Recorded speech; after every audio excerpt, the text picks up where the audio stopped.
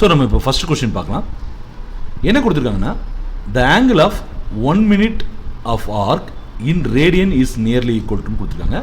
அதாவது இந்த 1 minute அப்படின்ற டிகிரி வேல்யூ இருக்குது பார்த்தீங்களா, இதை வந்து ரேடியனில் மாற்ற சொல்லியிருக்காங்க. சரிங்களா, ஃபஸ்ட்டு நீங்கள் ஒரு விஷயத்தை நல்லா புரிஞ்சுக்கோங்க. 1 degree, தட் இஸ் கொஞ்சம் திக்னஸ் கூட்டிக்கலாம், 1 degree is equal to 60 minute. சரிங்களா, அதே மாதிரி 1 minute அப்படின்றது 60 செகண்ட்ஸ்க்கு ஈக்குவலாக இருக்கும். ரைட்டா? அப்படி பார்க்கும்போது இது பாருங்கள், 1 degree is equal to 60 minute. therefore 1 minute is equal to 1/60 degree. இதை ஞாபகம் வச்சுக்கோங்க. சரிங்களா, அப்போ 1 minuteன்றது என்னது, 1/60 degree. சரிங்களா, இன்னொரு விஷயம் என்ன அப்படின்னா, ஒரு டிகிரியில் இருக்கக்கூடிய வேல்யூ 1 டிகிரியை நம்ம ரேடியனை மாற்றணும்னா என்ன பண்ணணும்னா 1 into π/180, 1 into π/180 இப்படி மல்டிப்ளை பண்ணிட்டோம்னா அது என்னவா மாறிடும், ரேடியனாக மாறிடும். சரிங்களா ஸ்டூடெண்ட்ஸ், இப்போது சம பார்க்கலாம். இவங்க என்ன கொடுத்துருக்காங்க, 1 minuteன்றதை கொடுத்துருக்காங்க. சரிங்களா, தட் இஸ் 1/60 டிகிரி. ரைட்டா, இதை நான் ரேடியனாக மாற்ற போகிறேன். அப்போ 1/60 into pi divided by 180 degree. சரிங்களா ஸ்டூடெண்ட்ஸ், அப்போ ஆல்ரெடி நமக்கு தெரியும் பையோட வேல்யூ என்ன, 3.14. ரைட்டா, ஒன்று 22/7 எடுத்துக்கலாம், இல்லைனா 3.14 எடுத்துக்கலாம். இப்போது 1 into 3.14 என்ன வரும், 3.14 வரும். டிவைடட் பை 60 into 180 எவ்வளோ வரும் அப்படின்னா, ஸோ மல்டிப்ளை பண்ணால் எவ்வளோ வரும்னா 10800. சரிங்களா ஸ்டூடெண்ட்ஸ், ரைட்டுங்களா. ஸோ அப்போ 3.14ன்றதை இதால் டிவைட் பண்ணோம்னா நமக்கு என்ன கிடைக்கும், 0.0002907 கிடைக்கும். நான் ஆல்ரெடி எல்லாத்தையும் டிவைட் பண்ணி வச்சுருக்கேன் டைமை கன்சியூம் பண்ணுறதுக்காக.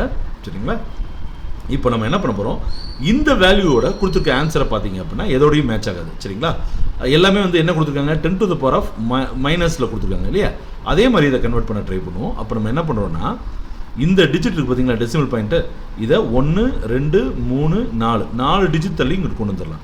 அப்போ என்ன வரும், 2.907 into 10 to the power of எத்தனை டிஜிட் தள்ளி கொண்டு போயிருக்கோம், 4 டிஜிட், அப்போ -4 போட்டுக்கணும். சரிங்களா, அப்போ இந்த வேல்யூ கொடுத்துருக்க வேல்யூவில் எது மேட்ச் ஆகுதுன்னு பார்த்தீங்கன்னா ஃபஸ்ட்டு வேல்யூ மேட்ச் ஆகுது. பிகாஸ் இந்த 0க்கு பக்கத்தில் 7 இருக்கனால இதை நம்ம என்ன பண்ணிக்கலாம், ரவுண்ட் ஆஃப் பண்ணும்போது 2.91 போட்டுக்கலாம் into 10 to the power of -4. சரிங்களா ஸ்டூடெண்ட்ஸ், அப்போ அவங்க கொடுத்துருக்க வேல்யூ ஏல வந்து கரெக்டாக ஆன்சர் செட் ஆகுதா. ஸோ அப்போ இந்த சம்முடைய ஆன்சர் வந்து ஏ. சரிங்களா, அடுத்த சம் பார்த்துடலாமா. ஓகே ஸ்டூடெண்ட்ஸ், அடுத்த கொஸ்டின் நம்பர் 2 பார்க்கலாம். ஸோ இந்த 2வை பொறுத்த வரைக்கும் என்ன கொடுத்துருக்காங்கன்னா, the unit of thermal conductivity நம்மகிட்ட கேட்டிருக்காங்க. சரிங்களா, ஸோ முதல்ல அந்த தெர்மல் கண்டக்டிவிட்டினா என்ன அப்படின்னா, ஒரு மெட்டீரியலுக்கு எவ்வளோ அபிலிட்டி இருக்குது, அதாவது தனக்குள்ள எவ்வளோ வெப்பத்தை கடத்தக்கூடிய அபிலிட்டி இருக்குது அப்படின்றது தான் தெர்மல் கண்டக்டிவிட்டி.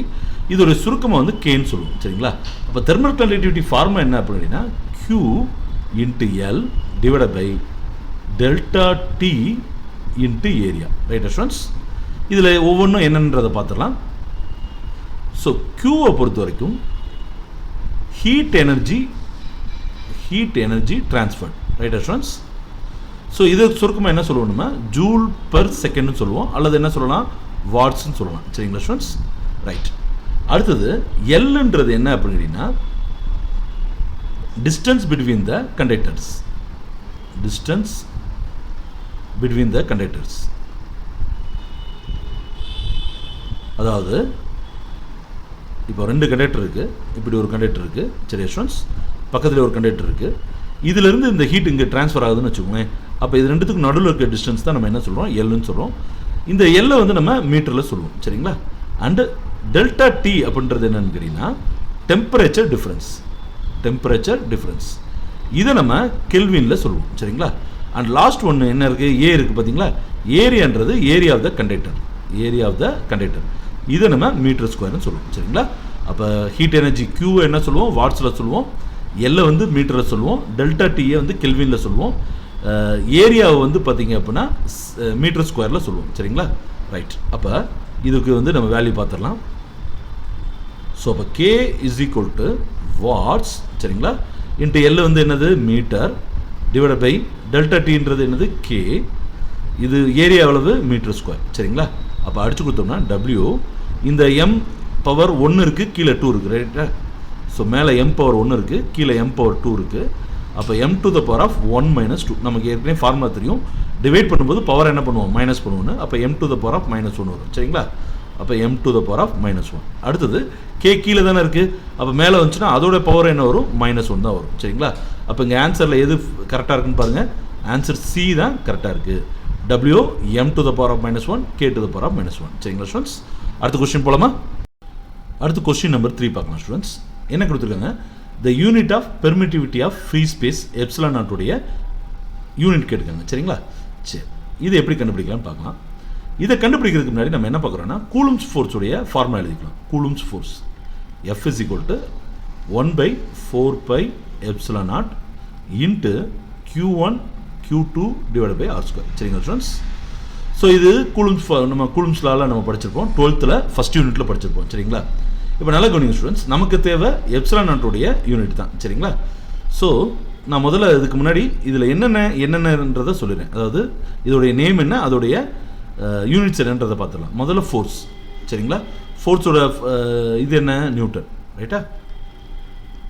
இவங்க ரெண்டு பேரும் யார், சார்ஜஸ். அப்போ Q1ம் சரி Q2ம் சரி சார்ஜஸ் வந்து இவங்களோட யூனிட்னு பார்த்தீங்கன்னா கூலும். ரைட்டா?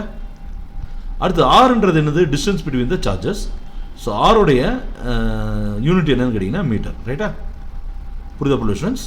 அப்போ இதை நான் யூனிட் வைஸாக எழுதுனேன் அப்படின்னா இங்கே பாருங்கள், நியூட்டன் 1/ε0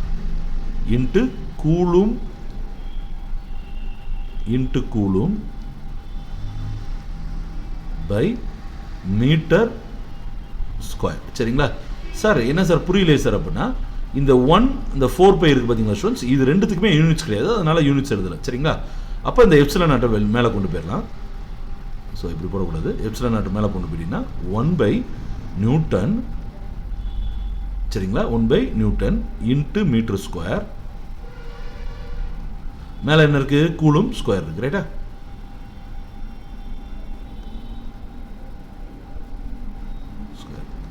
ரைட்டா ஸ்டூடெண்ட்ஸ்? அப்போ இது எதுக்கு கரெக்டாக இருக்குன்னா, இங்கே பார்த்தீங்கன்னா தெரியும், கூலும் ஸ்கொயர். ரைட்டா? இது இல்லை, இந்த பாருங்கள், ஆப்ஷன் சியை பாருங்கள், கூலும் ஸ்கொயர் இருக்குது, ஒரு நியூட்டன் இருக்குது, ஒரு மீட்டர் ஸ்கொயர் இருக்குது. ரைட்டா? அப்போ நமக்கு வந்தது கரெக்டான ஆன்சராக இருக்கா?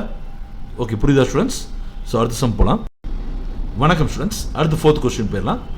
இங்கே என்ன கேட்டிருக்காங்கன்னு பாருங்கள், the value of Planck's constant in SI units கேட்டிருக்காங்க. சரிங்களா?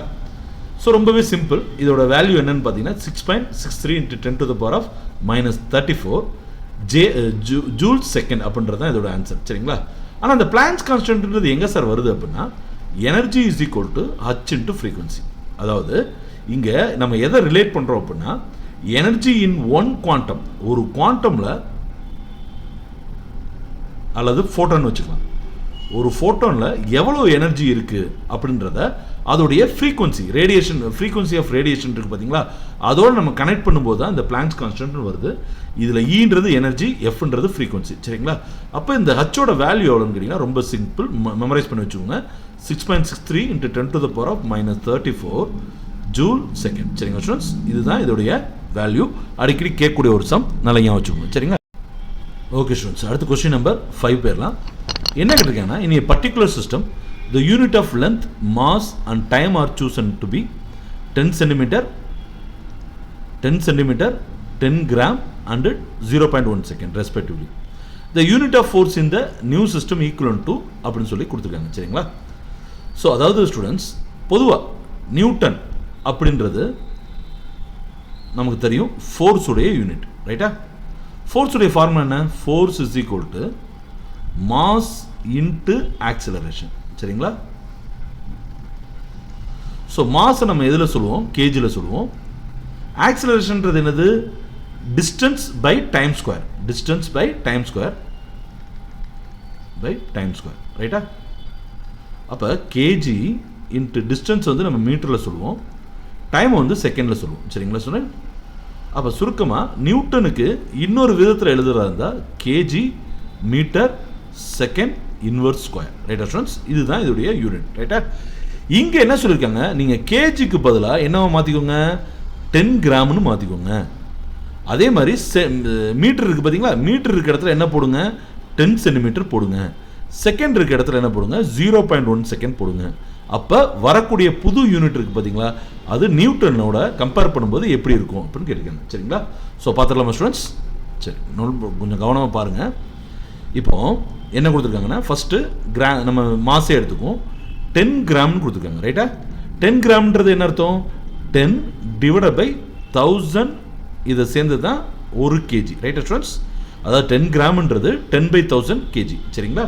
இது நமக்கு தெரியும். ஏன் அப்படின்னா 1 kg இஸ் ஈக்குவல் டு 1000 கிராம்ஸ்ன்றது நமக்கு தெரியும். சரியா? அப்போ இதை அடிச்சு கொடுத்தோம்னா என்ன வரும்?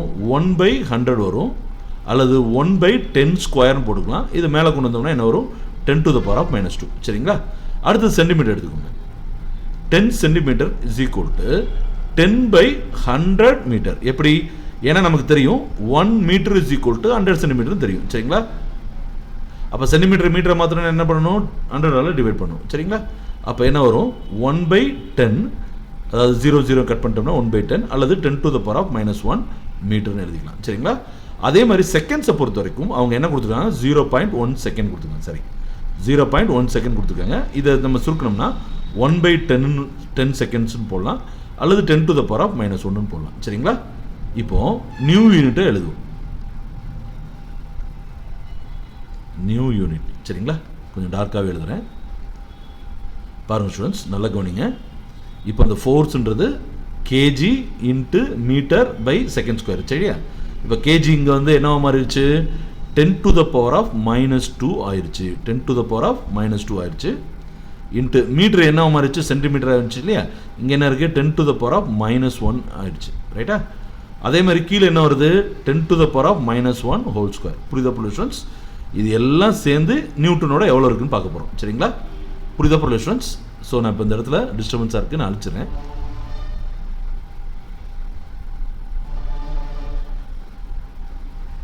இப்போ பாருங்கள், 10 to the power of -2 into 10 to the power of -1. ரைட்டா? இங்கே 10 to the power of -1 into -2 என்ன வரும்? -2 வரும். அது மேலே வந்துச்சுன்னா இங்கே பாருங்கள் ஸ்டூடெண்ட்ஸ், -2 வந்துருச்சா? அப்போ +2 வந்துடும் இல்லையா? அதாவது இப்படி இருக்கும் students, 1/10 to the power of -2 வரும். இதை மேலே கொண்டு வந்தோம்னா 10 to the power of +2 வந்துடும். சரிங்களா? இதை மேலே கொண்டு வந்தோம்னா. சரியா? அப்போ இதுவும் என்ன ஆயிரும்? கேன்சல் ஆயிரும். மொத்தமாக நியூட்டன் போட்டுக்கோங்க. அப்போ என்ன வரும்? 10 to the power of -1 Newton வரும், அல்லது 10 to the power of -1ன்றது என்னது? 0.1 நியூட்டன். சரிங்களா? அப்போ ஆன்சரில் நமக்கு என்ன கரெக்டான ஆன்சர்? 0. ஏ தான் வந்து கரெக்டான ஆன்சர். That is 0.1 Newton. சரிங்களா? அதாவது இப்போ எப்படி சொல்ல வராங்கன்னா, ஏற்கனவே இருக்கக்கூடிய யூனிட்ஸ் வந்து இந்த மாதிரி மாற்றும்போது 10 சென்டிமீட்டர் 10 கிராம் 0.1 செகண்டாக மாறும்போது அதோடைய நியூ யூனிட் என்னவா மாறிடுதுன்னா 0.1 நியூட்டனுக்கு ஈக்குவலாக மாறிடுது அப்படின்றத சொல்கிறாங்க. சரிங்க ஸ்டூடெண்ட்ஸ்? ஸோ இந்த 5 கொஸ்டின்ஸ் தான் வந்து அடிக்கடி கேட்கக்கூடிய மாடல் இந்த சாப்டரை பொறுத்த வரைக்கும். உங்களுக்கு ஏதாவது டவுட்ஸ் இருந்துச்சுனாலோ இல்லை வேறு ஏதாவது சம்ஸ் டவுட்ஸ் இருந்துச்சுனாலோ தாராளமாக கமெண்ட் பாக்ஸில் கமெண்ட் பண்ணுங்கள். இந்த வீடியோ உங்களுக்கு யூஸ்ஃபுல்லாக இருந்துச்சுன்னா லைக் பட்டனில் கிளிக் பண்ணுங்கள், உங்கள் ஃப்ரெண்ட்ஸ் அண்ட் ரிலேட்டிவ்ஸ் ஷேர் பண்ணுங்கள். அடுத்த வீடியோ சந்திப்பேன். நன்றி, வணக்கம், பை.